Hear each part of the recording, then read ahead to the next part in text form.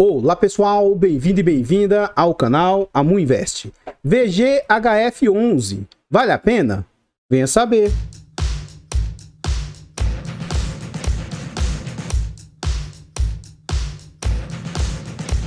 Então pessoal, este é um fundo imobiliário do setor de recebíveis, ele é um fundo imobiliário de papel. É um fundo que foi lançado em março de 2021, é um fundo de base R$10, Valora é a gestora, ele tem mandato híbrido e é um fundo com uma boa liquidez, uma altíssima liquidez. Negocia em média atualmente 2.186.000 por dia. Ele é um fundo para investidores em geral, tem nota 4 de 5 no site, faz parte do IFIX com 0,62% e ele conta atualmente com mais de 72 milhões de cotas. Em termos de PVP, ele está sendo negociado a um PVP de 0,97. Ou seja, significa que ele está 3% mais barato do que ele vale e, na minha opinião, ele está até mais barato. Então ele tem um patrimônio hoje de 663 milhões e o mercado está aceitando pagar 643 milhões. Note, ele é um fundo de base R$10, cuja cota atualmente está valendo 9,11. Então, o que acontece? Ele não vale só 9,11, mas a multa é 9,11, sim. Os ativos internos são marcados a mercado. Então ele tem ações que estão depreciadas, eles têm fundos imobiliários que estão depreciados, tem CRIs que estão depreciados. Acho que a imensa maioria dos seus ativos internos estão depreciados em razão da curva de juros. Não é que eles caíram, é porque agora eles estão sendo marcados a menor. Então, para mim, para ser bem pessimista, esse fundo vale no mínimo 9,70, 9,80, sabe? Para ser pessimista. Então eu acho que ele está muito mais barato do que apenas 3% de desconto. Tá? Minha humilde opinião. Então, de 9,11 ele está sendo negociado a 8,83. E tendo fevereiro como referência, é um fundo que já conta com mais de 235 mil cotistas. É um fundo que está crescendo muito. Pode ser que ele nunca supere o MXRF, mas eu acho que ele tem tudo para ser um fundo também com bastante volume de cotistas. Aqui a gente vê as negociações, então 8,83, mínima de 8,82, máxima de 10,54. Então, ele está bem, inclusive está marcando a sua mínima e a mínima desde que o fundo veio a mercado, né? Então, quando esse fundo veio a mercado, ele já surgiu em 2021, não chegou a passar por aquele março de 2020, e aí a gente observa o seguinte, que ele sempre orbitou um pouco mais próximo ali dos R$10. Então teve momentos que ele teve um bom desconto para se posicionar nele, mais alguns momentos de desconto. Teve momentos com ágio ali, ó, 10,20, 10,50, mas até então ele vinha ali próximo ao VP. E aí, desde o ano passado, mais ou menos do mês 6, mês 7 para frente, começou a ter deflação e aí os fundos sofreram um pouco. Esse fundo, na minha opinião, até que sofreu bem menos do que os demais. Então, mas ainda assim, caiu bastante. Então ele despencou lá de quase 10 para 9,30, depois R$9, esboçou uma recuperaçãozinha aqui, e agora ele está mais ou menos nesse patamar de 9, e aí na data que eu gravo o vídeo, ele teve uma queda, 8,82, 8,83. Então esse é um fundo que fez algumas entregas bem agressivas, acho que isso atraiu bastante pessoas aí, e agora ele meio que normalizou, deu uma diminuída, uma estabilizada nas entregas, né? Então ele chegou a entregar ali na faixa ó, de 7, 8, 10 centavos, 12 centavos, 15 centavos, 18 centavos. Já no ano passado, 2022, algumas entregas de 16, algumas na faixa de 12, algumas na faixa de 9, 10. E aí as últimas entregas meio que assentaram-se nesse patamar de 10 centavos. Inclusive o último dividendo anunciado foi 10 centavos. É um fundo que já passou por 4 subscrições e a última ocorreu em maio a junho de 2022. Nesse slide a gente vê aquilo com mais exatidão, né? Ó, 14, 13, 12, 12, 9, 9, 10, 9. Esse período aqui é quando começa a bater a deflação. E agora o fundo já mostra uma pequena recuperação, né? Dia 31 de março, ele vai pagar no dia 10 de abril 10 centavos. Na data de anúncio, a cotação estava em 9,12, o que representa um yield de 1,10. Como a cota caiu um pouco mais, hoje está em 1,13. E no acumulado dos últimos 12 meses, esse fundo vem com 14,84% de yield acumulado, né? Para mim é um yield bem agressivo, bem interessante. E para mim, ele tem um risco aí não tão elevado. Eu sei que algumas pessoas consideram esse fundo arriscado. E para mim o maior risco desse fundo é ele não ter histórico. Mas ele é um fundo muito diversificado em diversos segmentos. Inclusive, eu acho, tá? Pode ser que eu esteja enganado. Apesar do MXRF já ter uma pegada semelhante desse fundo, esse fundo meio que inaugurou essa ideia de hedge fund. Fundos de multimercado, né? Fundos com vários sentidos. É porque a gente vai ver lá dentro do relatório que ele investe em ações, FDICs, fundos imobiliários, CRIs, são diversos segmentos que ele investe, né? Então ele tem um leque muito amplo para tá investindo.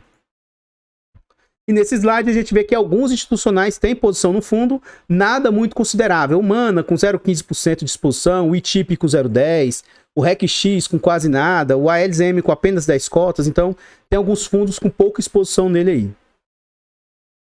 Então, pessoal, antes de a gente continuar vendo mais a respeito desse fundo imobiliário, eu trago aqui formas de apoio financeiro ao nosso trabalho. Se você gosta do que a gente faz, considere fazer uma doação para o Pix de qualquer valor, amuinvest@gmail.com, desde já agradeço imensamente. Os nossos canais Amuinvest e o canal Amufiagro contam com um clube de membros a partir de 10 centavos por dia, R$ 2,99 por mês. Acho que é um valor baratinho, mas vocês ajudam muito o nosso trabalho. Além do mais, vocês ainda têm vários benefícios. Esse vídeo está sendo gravado com uma semana de antecedência, então os membros têm acesso antecipado a vídeos, participam do grupo fechado do Telegram e têm preferência quando pede um vídeo aqui no canal. Eu elaborei 2 e-books, que é mais uma forma de apoio financeiro, caso vocês queiram ajudar. Introdução aos fundos imobiliários, introdução aos fiagros. Nesses e-books aí, eu trago diversos conceitos, desde um conceito técnico, até mesmo um conceito mais simplificado com minhas próprias palavras. Eu trago motivos pelos quais se deve investir.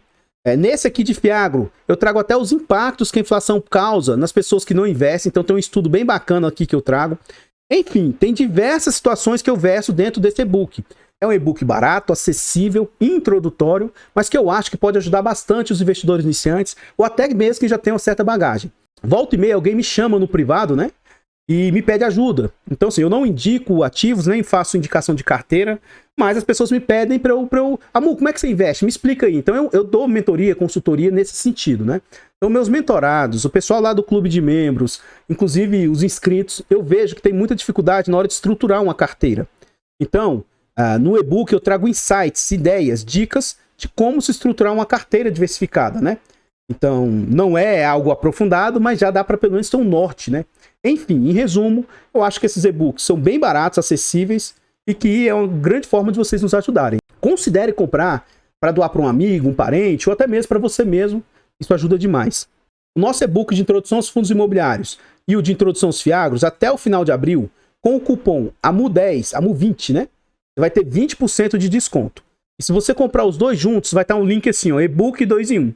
Na compra dos dois juntos, com o cupom AMU30, você tem 30% de desconto. E aí, os dois juntos, o segundo sai com quase 60%, 70% de desconto. Sai muito mais em conta, né? Eu gostaria de agradecer imensamente os últimos membros. Vocês que são membros, vocês que renovam, né? O Wesley, obrigado. O Pedro Henrique, que aumentou o seu nível de bronze para silver. O Aramis, que acabou de se tornar membro aí. E lá no canal Mufiagro, o Frank vive renovando. Muito obrigado, Frank. O Alexandre e o Adriano se tornaram membros lá também. Então, muito obrigado a todos vocês. Aqui a gente já está dentro do relatório gerencial e a gestão vem falar o seguinte, ó. O fundo encerrou o mês de fevereiro com a totalidade do seu patrimônio alocado em ativos-alvo, distribuído em 93 diferentes ativos. Gente, ele tem 93 ativos distintos, então é muita pulverização, sabe? Isso, para mim, é um fator muito positivo. Dificilmente aconteceria com esse fundo o que está acontecendo lá com o Versalhes, com a HCTR. Não que não possa ocorrer default ou alguma inadimplência, não é isso. Mas como ele não tem alta exposição a devedores, isso traz uma certa segurança, sabe? Eu acho um dos pontos mais fortes desse fundo aqui. Então eles têm 720 milhões investidos aí. E o fundo tem uma alavancagemzinha aí, ó, de 64 milhões. Ou seja, se em algum momento esse fundo chegar próximo do VP, só de ativos que ele já tem ali, operações de compra e venda futura, ó, já tem 64 milhões. Então, acho que ele pode fazer uma chamada de subscrição, não nesse atual momento. O último rendimento aí de fevereiro, 10 centavos. Ao longo dos últimos 12 meses, o fundo pagou 1,35, o que dá uma rentabilidade aí de 15% ao ano aí. Aqui ele fala as movimentações, né, ao longo do mês, o que ele comprou, o que ele vendeu. E ele fala aqui o contínuo aumento do número de cotistas do fundo, que chegou a 235 mil cotistas no final de fevereiro. Aqui eles falam a mudança que eles fizeram nesse ano, né? E a partir de janeiro de 2023, eles passaram a incluir informações adicionais sobre a carteira de CRI, incluindo a taxa média de aquisição. Incluímos também uma análise de sensibilidade do yield bruto da carteira de acordo com a variação de mercado da cota. Aqui não ficou muito grande para vocês, tá? Eu tentei aumentar o máximo possível para caber tudo numa única página. Mas, enfim, dá para ver, mesmo que com dificuldade, mas dá para ver, ó. Tecnisa, ele tem ali uma exposição de 6,78%. Cuidado, não olhe somente desse jeito, tá? Como assim, Amu? Note, tá vendo o Tecnis aqui? Venha olhando aqui, ó. Opa, Tecnis aqui também, ó. Então, se você for ver aqui, ó, 6,78 mais 2,64, os dois juntos, dá pouco mais de 9%. Então, assim, ele não tem 6% de exposição, ele tem 9%. Apesar de ser tranches distintas, se ocorrer algum inadimplência, algum default na Tecnisa, vai afetar todo o patrimônio da Tecnisa no fundo. Então, tem que estar atento a esse tipo de situação, tá? Então, não olhe somente para esses percentuais. Veja toda a pulverização que ele tem. Mas o restante aí você vai ver que não tem alta exposição. Vamos ver, ó, Mabu 240. Vamos ver se ele tem mais algum desses Mabus aí, ó. Aparentemente não. Esse Reddu, que ele tem duas exposições. Acho que também é o outro, porque ele vai ter duas. O restante é tudo única tranche, né? Então, mais aqui, mais 4, 5%. Enfim. Aqui a gente vê o resto da carteira de CRIs. Ele tem bastante crise com percentuais bem pulverizadinhos, o que eu acho que minimiza bastante o risco da carteira. No total, a gente vai ver depois disso lá na frente com mais detalhes, mas aqui ele tem 68% em CRIs. FDICs, que é uma classe um pouco mais arriscada, né? Geralmente é mais arriscado. Ele tem 6,57% do patrimônio apenas. A maior exposição em FDICs é de apenas 2% do patrimônio. Note que esse FDIC aqui, ó, tá rendendo 1,46, cara. É muito alta a rentabilidade, né? Então, se é muito alto, ele tem uma exposição um pouco menor, né? Em continuação, a carteira do canal, aqui a gente vê agora os FIIs que o fundo tem exposição. O total de FIIs é 27% da carteira, ele tem alocação em FIIs. A sua maior exposição hoje, 4% do portfólio, nem é um FII. Ele está investindo em um fundo de infraestrutura da própria casa. Então, ele está ancorando um fundo de infra da própria casa, 4%. O restante são exposições bem menores, ó. Ele tem um CVBI com 3%, tem um VGIR da própria casa com 2,7%, ele tem um fundo de desenvolvimento aqui que nem é listado, ó, a 2%. Então as exposições são mínimas, né?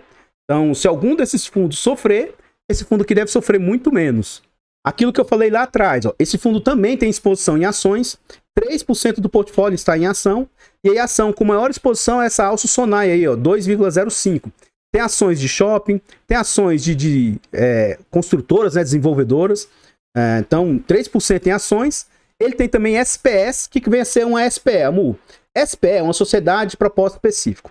Isso aqui, basicamente, é como se fosse desenvolver. Ele vai pegar um ativo, são ativos residenciais. Ele vai ajudar no desenvolvimento desse ativo, construir e tal. E na hora da venda, o fundo é uma sociedade, ele é sócio. Ele vai participar do retorno daquele ativo. Se não der lucro, o fundo vai também ficar no prejuízo. Mas se der lucro, ele vai participar de todo o lucro que deu. Logo, como tem desenvolvimento e tal, é um segmento mais arriscado, né? As SPS são mais arriscadas. Mas representam apenas 2% do patrimônio. E como ele falou lá atrás, ele tem alavancagem, né? Então hoje o patrimônio total, 108%, tira 2% do caixa, ele está com 6% de alavancagem aí. Aqui a gente vê a DRE do fundo, pela pressa ou esquecimento, eu acabei não trazendo a taxa que o fundo cobra. Então, dia 7 de março ele pagou os 10 centavos, geralmente as DREs têm um pouco de atraso. Essa aqui é o relatório mais recente, ele entregou no finalzinho de março, tá? Apesar de eu não ter trazido a taxa, nos vídeos anteriores de VGHF você deve encontrar essas taxas aí. Vamos ver, na prática, o que as despesas representam frente às receitas. O que eu tenho tentado reforçar, pelo menos para mim, para o meu conforto, isso não é... você deve seguir, é o máximo de 15% de taxa aí para gestão. Então vamos ver na prática o que esse fundo aqui está receitando. Em fevereiro, o fundo teve uma receita total de 8 milhões e 900 mil. Proventos, juros e correção deu 8 milhões e 100 mil. 5.600 foi de CRIs, FDICs 449 mil, FIIs 1 milhão e 800 e as SPS geraram ali 150 mil, esse total aí de 8 milhões e 900. Então assim, ó, 8,100 foi desses ativos e aqui das negociações do giro da carteira, ele conseguiu fazer um giro ali de 737 mil. Então ele conseguiu vender com lucro ações e FIIs. Ó. FIIs ele vendeu 618 mil com lucro, deu um lucro de 618 mil e as vendas de ações deu um lucro de 118 mil. E aí do dinheiro que está parado em caixa rendeu mais 77 mil para o fundo. Então se você somar esses três valores aqui, vai dar aquele total lá de 8 milhões e 900 mil, quase 9 milhões de arrecadação. Desse total aqui, ele teve despesas de 1 milhão e 857. Isso aqui, inclusive, é um ponto fraco do fundo, que ele não faz um destrinchamento das despesas. Então, provavelmente, não foi todo esse valor aqui para o bolso da gestora, né? 1 milhão e 800. Mas, Vamos ver o que esses 1.800.000 está representando aqui em fevereiro. Então, note que o máximo que eu me sinto confortável é 15%. Vamos lá, ó. 1.857 vezes 100 dividido por 8.921. Caramba, 20,81%. Nossa, Mu, por que você... eu tenho esse ativo, inclusive, né? Por que você tem um ativo que cobra uma taxa tão cara, sendo que você falou que seu limite era 15%? Sim. Menos mal, tá? Que esse fundo traz um histórico. Porque tem alguns fundos que não traz, então você não tem como saber como é que o fundo vai performando na média, tá? Então o que eu gosto de olhar, beleza, esse mês aqui teve essa taxa bem cara que tá abatendo o fundo aí, mas vamos ver nos últimos 12 meses, no acumulado, para ver se isso ameniza. Então olha só, no acumulado o fundo teve 10.425 de despesa, vezes 100, dividido por 100, 360. Então, aí já cai para 10,38%, já diminuiu bastante. Mas é um ponto que me chamou a atenção, é que nos últimos meses, a despesa do fundo tem ficado mais alta do que a normalidade, ó. 1,7, 1,8, 1,8, sendo que a receita está mais ou menos nesse patamar de 8 ponto alguma coisa, né? Então, nos últimos meses, a despesa do fundo está muito alta. E não era assim. Se você olhar os vídeos anteriores, um dos pontos que me chamava muita atenção é que as taxas desse fundo eram 5%, 6%. Então, isso aqui para mim é um ponto muito negativo.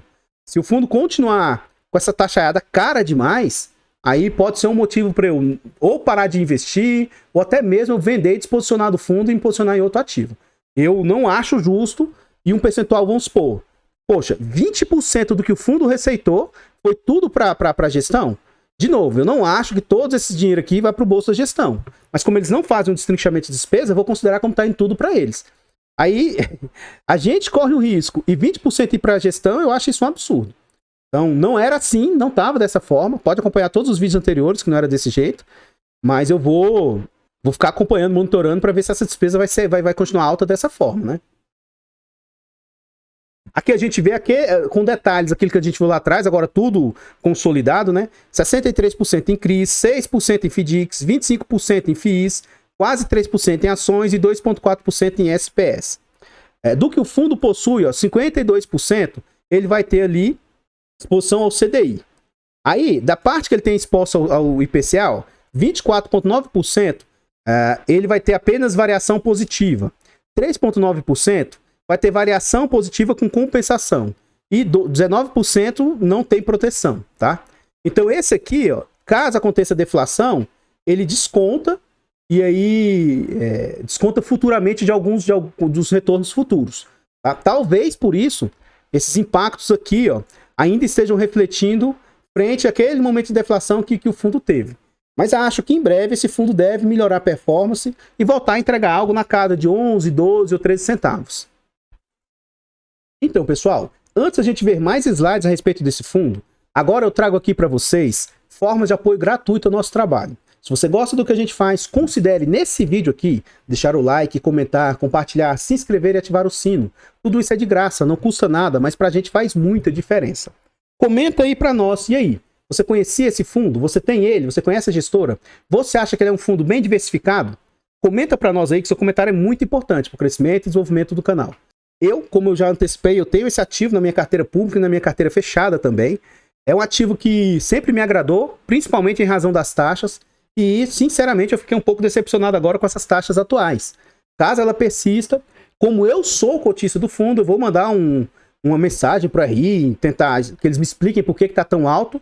E dependendo de como for, né, se continuar nesses patamares, aí eu pretendo me disposicionar futuramente desse ativo aí. Tá? Não gosto de ativos que são careiros em termos de taxa, tá? Mas até então, eu estou satisfeito que, no geral, na média, o fundo para mim está bem agradável, tá? Então eu tenho um ativo, acho um bom fundo, acho diversificado, mas o fato de eu falar, eu estou falando coisas que eu critico como sendo negativas, né? E esse fato não significa indicação de compra, venda ou manutenção do ativo.